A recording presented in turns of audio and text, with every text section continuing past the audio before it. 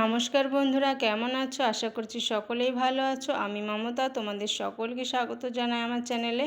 তো বন্ধুরা, আজকে আমি নিয়ে এলাম কমলি শাক দিয়ে মসুর ডালের খুবই উপকারী একটা রেসিপি। তো শাক খাওয়া আমাদের শরীরের জন্য খুবই উপকারী, আর তার সঙ্গে যদি ডাল থাকে তাহলে তো আরও ভালো হয় বন্ধুরা। তো এখানে রেসিপিটা বানানোর জন্য আমি নিয়েছি 2 আঁটি কমলি শাক। তো শাকটা এখন আমি বেছে নেব।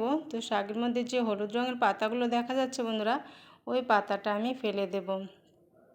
আর পেছনের দিকতে একটু ডাঁটাটাও কেটে ফেলে দেব। আর শাকগুলো খুবই কচি আছে বন্ধুরা। তো এইভাবে শাকগুলো আমি বেছে নিচ্ছি। তো বন্ধুরা, ভিডিওটা স্কিপ না করে পুরো ভিডিওটা দেখবেন, আর ভালো লাগলে একটা লাইক শেয়ার অবশ্যই করে দেবেন। তো বন্ধুরা, এইভাবে ঝেড়ে ঝেড়ে আমি শাকগুলো ভালোভাবে বেছে কুটে পরিষ্কার করে নিচ্ছি।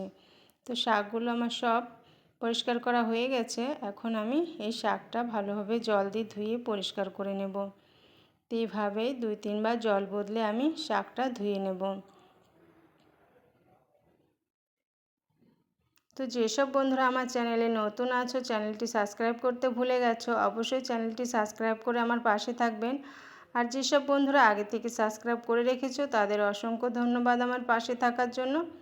তো বন্ধুরা, শাকটা আমার ধোয়া হয়ে গেছে। এখন একটা চাকুর সাহায্যে শাকগুলো আমি কেটে নেব। তো শাকটা একটু 1 থেকে 1.5 ইঞ্চি লম্বা করে আমি কেটে নিচ্ছি। তো বন্ধুরা, কমলি শাক তো আপনারা অনেক রকমের রান্না করে খেয়েছেন। তো একবার এইভাবে মসুরি ডাল দিয়ে রান্না করে খেয়ে দেখবেন, দারুণ লাগে। আর শাকটা খুবই উপকারীও খাওয়ার জন্য। কমলি শাক শরীরের দিক থেকে খুবই ভালো। তো বন্ধুরা, শাকটা আমার কাটা হয়ে গেছে। এখন যে মসুর ডাল নিয়েছি, এখানে 150 গ্রাম মসুর ডাল আছে। তো এই ডালটাও আমি ভালো করে জল দিয়ে ধুয়ে পরিষ্কার করে নেব। তো ডালে অনেক পাউডার থাকে বন্ধুরা, তো এইভাবে হাত দিয়ে একটু ঘষে ঘষে ভালো করে ডালটা আমি ধুয়ে নিয়েছি। তো ডালটাও ধোয়া হয়ে গেছে। এদিকে আমি গ্যাসটা জ্বালিয়ে গ্যাসে বসিয়ে দেবো একটা কড়াই। আর কড়াইতে দিয়ে দেবো আমি ডাল সেদ্ধ করার জন্য পরিমাণ মতো জল। তো জলটা একটু গরম হয়ে আসলে ধুয়ে রাখা মসুর ডালটা আমি জলের মধ্যে দিয়ে দেব। আর ডালটা আমি সেদ্ধ করে নেব। তো বন্ধুরা, ডালের উপরে দেখতে পাচ্ছ জলে একটা ফেনা এসেছে। এই ফেনাটা আমি তুলে ফেলে দেব। তো এভাবেই ফেনাটা আমি তুলে একটা ঢাকনা দিয়ে ডালটা সেদ্ধ করার জন্য জাল করে নেব। তো কিছুক্ষণ জাল করার পরে ঢাকনাটা খুলে এখন দিয়ে দেব ডালে স্বাদ মতো লবণ আর কিছু চেরা কাঁচা লঙ্কা। তো লবণ আর লঙ্কাটা দিয়ে ডালের সঙ্গে ভালোভাবে একবার মিশিয়ে নেব। তো এখন দিয়ে দিচ্ছি পরিমাণ মতো হলুদ। হলুদটা দিয়ে আবারও আমি ভালোভাবে মিশিয়ে নেব ডালের সঙ্গে।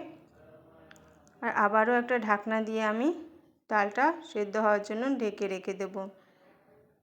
তো বন্ধুরা, দেখতে পাচ্ছ ঢাকনাটা খুলে ডালটা প্রায় সেদ্ধ হয়ে এসছে। এই অবস্থায় আমি কেটে রাখা শাকগুলো দিয়ে দেব। আর শাকটা দিয়ে ভালোভাবে ডালের সঙ্গে মিশিয়ে নেব।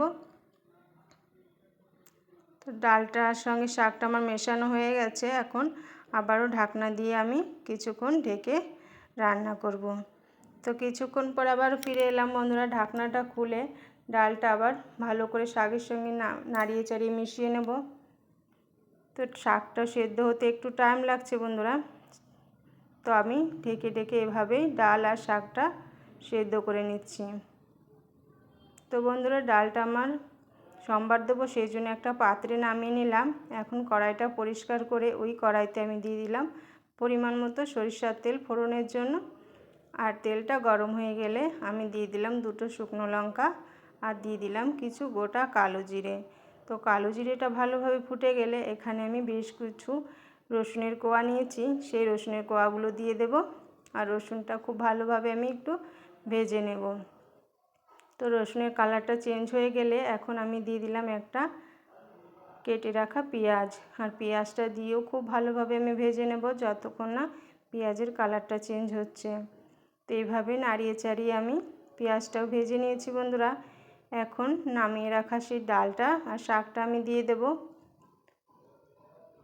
আর ডালটা দিয়ে আবারও আমি ভালোভাবে ফোড়নের সঙ্গে ভালো করে মিশিয়ে নেব। তো যে যেমন ডালে জল পাতলা খেতে পছন্দ করো সেই আন্দাজে জলটা দেবে। আমি খুব বেশি ডালটা পাতলা করব না, একটু ঘনত্বটা বেশি রাখবো, সেই জন্য জলটা কমই দিয়েছি। আর এইভাবে ফোড়নটা দেওয়ার পরে আবারও আমি 7 থেকে 8 মিনিট এইভাবে ডালটা জাল করে নেব। তো মাঝে মাঝে এইভাবে একটু ভালোভাবে নাড়িয়ে দিতে হবে যাতে শাকের সঙ্গে ডালটা খুব ভালোভাবে মিশিয়ে যায়। তো বন্ধুরা, আজকের এই কমলি শাক দিয়ে ডালের রেসিপিটা আমার কমপ্লিট হয়ে গেছে। তো কেমন হয়েছে কমেন্টে অবশ্যই জানিও বন্ধুরা। আর ভালো লাগলে একটা লাইক শেয়ার অবশ্যই করে দিও। আর এই রকম সহজ সরল ভিডিও সবারই আগে দেখার জন্য পাশে থাকা বেল আইকনটা অবশ্যই বাজিয়ে দিও। আর বন্ধুরা, তোমরা বাড়িতে একবার এইভাবে ট্রাই করে দেখো।